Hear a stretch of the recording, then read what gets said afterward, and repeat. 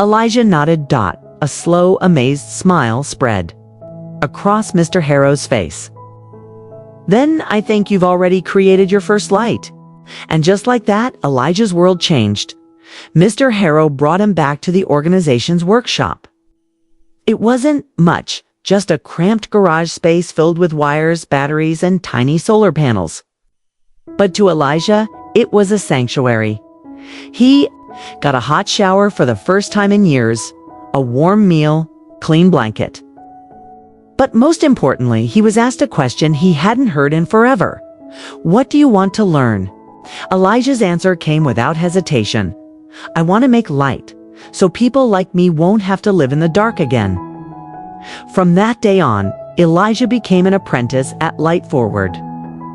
He absorbed knowledge at a breathtaking pace.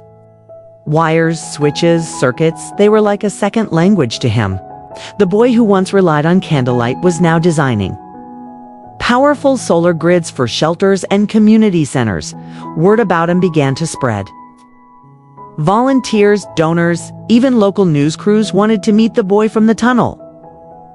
But Elijah stayed grounded. When asked about his dream, he simply said, "I don't want fame. I just want to light up the places where people are still invisible." 3 years had passed since Elijah climbed out of that tunnel. At 17, he was no longer the shadow of a child scavenging through trash, but a young man with purpose and skill. Every morning, he arrived at Light Forward's workshop in Brooklyn, where he now led a small team installing solar lighting systems in temporary housing units and shelters.